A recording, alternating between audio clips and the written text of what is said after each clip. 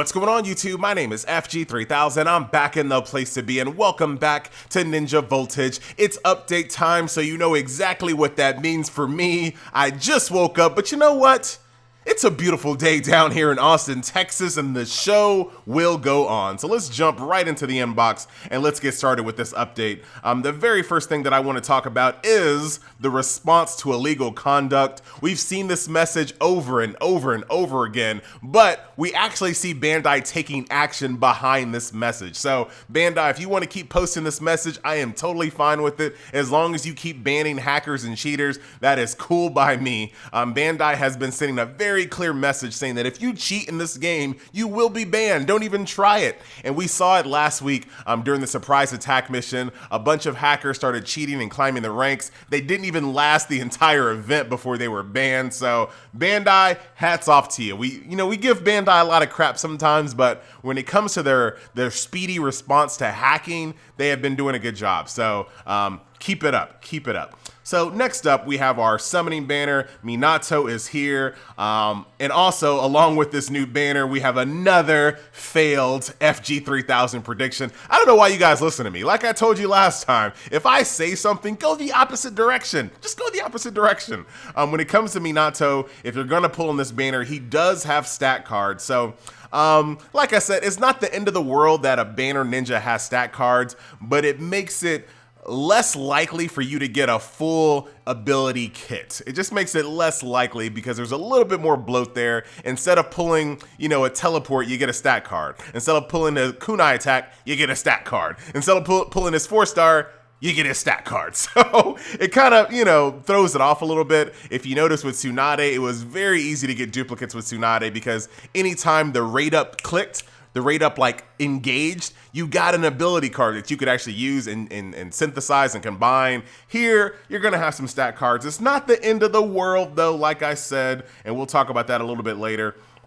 But let's keep on going. Of course, the event is here. And the greatest thing about this event is the fact that it's actually pretty interesting. There's multiple paths for the very first time. So one part of your team can go to the right and one part of your team can go forward and die. It's pretty hilarious. But the coolest thing about this new co-op event that you do not see here is that the MVP rewards have been reworked and they are better. So some of the drops are 45 evolution materials and the chakra for MVP is 200,000. I mean, we just started complaining about not having enough chakra last patch. Like the entire time, people have had an overflow of chakra for a long time. It wasn't until last patch where we got all those evolution materials that chakra started to become a problem. And then right there, the very next patch, they kind of addressed it. If you're MVP in team co-op on the 12 stamina mission, there's a chance that you can get a 200,000 chakra drop, which is fantastic. So I'm gonna be in team co-op this entire week because I have a lot of cards that I want to power up, and the reason why I want to power that up, don't worry, we'll talk about that. We're getting there, man. We're getting there. I can't talk about everything all at once. So there was a bug that kept people from moving past the tip screen. So what Bandai did was extend all of the events. So the actual event itself, the Tsunade banner, the 10 million login, the Valentine's Day.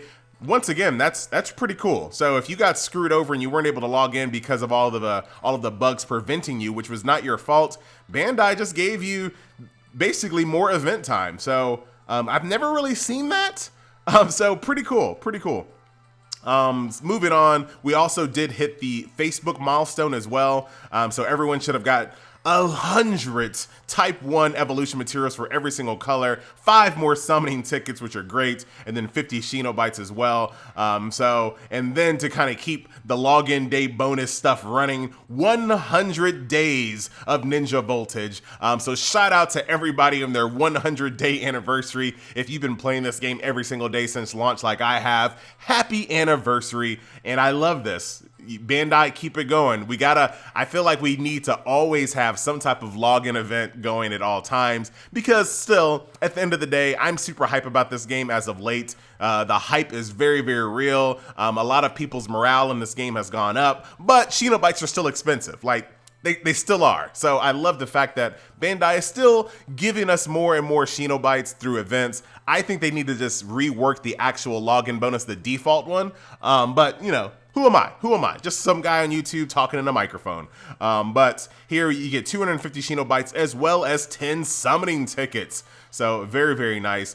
Do keep in mind that if you want to use your summoning tickets on Minato in the future, you're going to have to just wait until it's no longer his week, and then he'll probably be added to the Platinum banner. This was a different kind of week because of the extension due to the tips bug. Tsunade would have typically been added to the Platinum banner here, but due to the extension, everything's a little wonky. So maybe next patch, both Minato and Tsunade will be added to the Platinum banner. So if you want to use your summon tickets then, if you're patient and you want to use them then, you can. Or if you want to dig for Minato, there he is. But like I said before, he does have stat cards, but it's not the end of the world. You can do a setup like I have here on my Itachi, where basically I have all of his stat cards set up. But for his abilities here, I'm going to be combining all of them. So if you take a look here, if you go to Synthesize Jutsu, you see I have 3 of his shurikens here in the back. So I'm just going to power these up and combine them into one card to make his shuriken super powerful. And then I'm only going to rock out his stat cards here for the most part, until I can find something better. So you can still use them, right? It's not the end of the world, but me personally, I prefer them not being in the banner because it just makes it harder to get a full kit. And there's nothing more frustrating than not being able to get a full kit. Well, there's 2 things, not being able to get an ultimate and not being able to get a full kit. So I think not having stat cards at least alleviates one of those. Characters are fully usable without ultimates. Like, they are fully usable without ultimates. I know, you know, we all want ultimates. I want an ultimate. You want an ultimate. We all want ultimates. But at the end of the day, some of these character kits are really good, even without an ultimate. I would say like Sasuke. Chidori's great, right? It can one-shot most things, but throughout the majority of a mission when you're using Sasuke, his Chidori stream is the real highlight. Like, this is the ability that wrecks people, and this is the one that you're going to be able to use more often. So just because you don't get an ultimate, if you get a bunch of dupes, I think you're sitting pretty. Like, ultimate should just be like hey, a bonus. You know, I wouldn't go into any of these banners expecting an ultimate. I would just go into these banners expecting a full kit and duplicates. I think that is the least you could ask for. A full kit plus some really good duplicates. And if you get an ultimate, boom, hey, sounds great. Or just wait for a guaranteed banner. You could always just wait for a guaranteed. So that is that. So as far as me pulling on Minato, I don't know if I will. I'm gonna go ahead and make a speculation that shouldn't be too far-fetched, that Minato will probably be some type of enhanced unit for the next surprise attack mission. And we're gonna kind of spend the latter half of this video talking about surprise attack mission. So in my last video, I said I would be okay if surprise attack missions took a break. And like I said in that last video, I know this game it's not just oozing with content, but I would be totally fine for having a break in between surprise attack missions. And we did get that, and I'm totally fine with that. I love the fact that this week I can shift my focus to doing, you know, powering up my characters, doing co-op, getting chakras, combining cards, building all that power to prepare for the next event. Now that we kind of know what to expect, this is like the preparation stage where we're all preparing to go back into the surprise attack mission. So surprise attack mission 2, hopefully it's something new. Even if it's Ninetales, I wouldn't be too sad, but I would love to see a different type of battle here when we get to Surprise Attack Mission 2, along with a slew of rewards. As far as my rank, I ended up at rank 404, really on the back of my guild. If you do not have a great guild, you gotta find one because that makes everything better. A guild that's active, a guild that has Discord. Thanks to them, we basically drug myself as well as my other guild members. We drug ourselves as close to the top 1,000 as we possibly could, and I'm really enthusiastic about my guild. You guys are a great bunch of guys. Could not have done it without you. And if you go inside your present box, you'll be able to find. Where are you? It's in here. I'll worry about all these other evolution stuff when I need them. I'm only looking for this card right here. And this is what it was all about. Wrapped Up in Love. Yeah. That is the card that I wanted. All you had to do is get, well, I say all you had to do. It wasn't like super easy. What you had to do was get into the top 1,000, then you get Wrapped Up in Love, which is a fantastic stat card for Tsunade. So congrats to everyone that was able to get this card. Congrats to the people that got even higher, that got multiple versions of this card. But this is a fantastic, powerful 6-star stat card. So hats off to everybody that received that. So that's going to do it for this video. There's not, oh, whoa. Don't forget, guys, don't forget. They updated the daily shop. I think they could have went a step further. Now, I don't want to be that guy that's like never happy. I'm happy, but I think they could have went a step further. I don't think Shinobite-based hero fragments should be in here at all. I think if you really want to put them somewhere, throw them in the special shop. You know, whatever. I just don't think they should ever be in the daily shop. I think the daily shop should only be focused on gold, not Shinobites. And really, guys, 50 Shinobites for 10 fragments is a colossal ripoff. Like, it is a colossal ripoff. If you really wanted to make this work, because Bandai, you lose nothing. When you make someone spend Shinobites to get hero fragments, you guys win.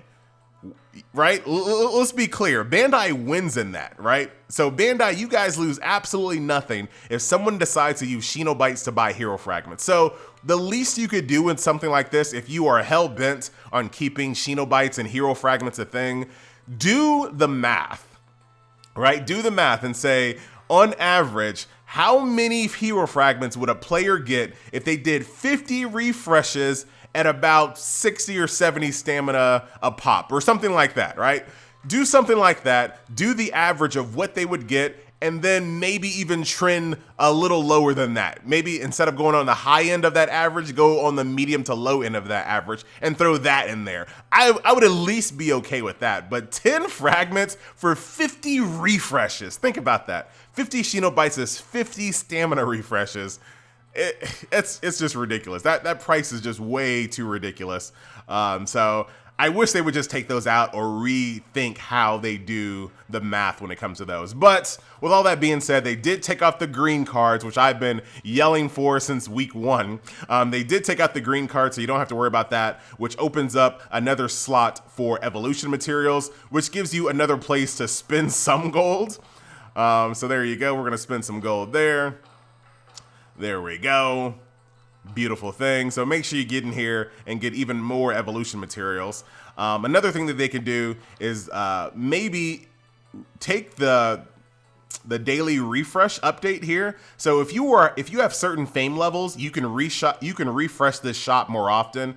I think that at least the first one needs to be free based on your fame level. So if you reach that specific fame level that allows you more refreshes, then the first one should be free, the next one should be gold, and then the next one should be Shinobites, something like that. Because spending Shinobites, 10 Shinobites to refresh the shop, once again, is just not, it doesn't make sense financially. So anyone that has that level of fame, so listen to me here, Bandai, listen to me here, all right? Anyone that has that level of fame that they can do the refresh update multiple times knows that 10 Shinobites is not a good deal. They know. So you might as well just take it out and rework that as well. So hopefully we see that. I'm not upset. The daily shop is an upgrade, but I think it can still go further. So that is that. So I think we covered everything. We talked about Minato. We talked about the new emission, the stat cards. Am I going to pull in this banner? I don't know. I haven't seen his kit yet. So give me some time. I have to wait until someone releases a video to show his entire kit. So I have no idea if I'll be rolling for Minato yet. Yeah. Oh, he wasn't done talking. And I talked over him again. But I don't know yet. He's a blue unit, so I do have a lot of blue evolution materials. So we'll have to see. But like I said, there is a very high chance that he will be a preferred unit for the next surprise attack mission.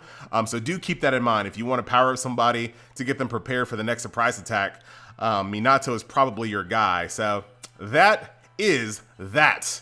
So I think we covered everything.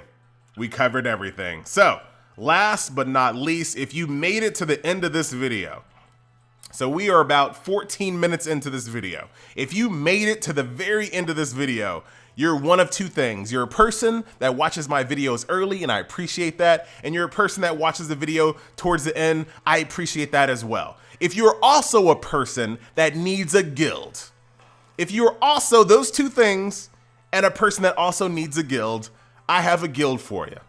The name of that guild is Res Neji. All right? Res Neji is the best guild in the world.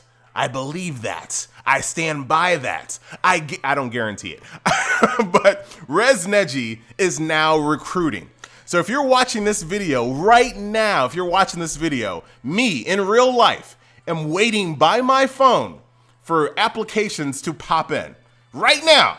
If you're listening to this video, I'm doing it. Unless this video is like a couple of days old, then no, I'm not doing it. But if you're listening to this right now, when the video just came out, I am waiting for you to apply to my guild right now. All right? I got 8 spots open, but here's a few caveats. All right? So number 1, you gotta be chill, you gotta be cool. Right now, I have an amazing group of guys, maybe girls, I don't know. We have an amazing group of guys and girls in this guild. Everybody gets along, everybody is chill, everybody pitches in. We have a really cool Discord. It's just, the synergy with my group mates right now is fantastic, and I do not wanna mess that up. So you need to be chill, you need to be cool to be invited to this guild. If you're not, we don't even have a second chance policy. If you're toxic, you're gone on the very first offense. So I gotta make sure that's clear. So don't leave your guild if you're a toxic person and try to join my guild, because we will kick you on the very first offense. So not trying to be like, oh, FG, he's such a hard butt. No, I'm just saying, hey, if you're toxic, we gotta kick you, and there is no second chances on that. Number 2, you have to be active, and you have to have 400 activity points per event cycle. So that's twofold. You can't just log in one day, get 400 activity points, and never log in again, right? You can't do that. So every event cycle, you have to be active, and you also have to do 400 activity points, which I think is pretty reasonable. It's not asking a lot, I don't think. So those are the requirements. If you feel that fits you, if you feel like you are Res Neji worthy, all right, here is the guild. It is under the US region, so there are a bunch of fake Res Neji guilds out there. The real one is this one right here, ranked 233. Like I said, we're not like super upper tier guild, but we're up there. We feel pretty comfortable. We have a mix between casual and hardcore, and I like that mix. So we're at rank 233, Res Neji, US. So yeah, apply for the guild. I'm waiting for you right this second. Like I said, we only have 8 spots. This is the #1 question I get on all my videos is, can I join your guild? There's only 30 spots total. Really hard for me to invite everyone. But to all the people that made it to the end of this video, I definitely appreciate it. Definitely appreciate all the love that you guys have been giving me on the Ninja Voltage series that has basically re-emerged lately thanks to Bandai reinvigorating this game with some hype. So yeah, I want to give back. So 8 spots. Apply right now. I'm waiting right now. Once again, my name is FG3000 for a video that should not have been 18 minutes, but somehow became 18-minute long video. I'm FG3000. Thank you so much for watching, and I will see you guys next video, and then I will see you guys next surprise attack mission. Here's the question I want to know. Do you think it'll be Ninetales again, or do you think it'll be a different tailed beast or something else? Let me know in the comment section below, and I'll see you guys next video. Later.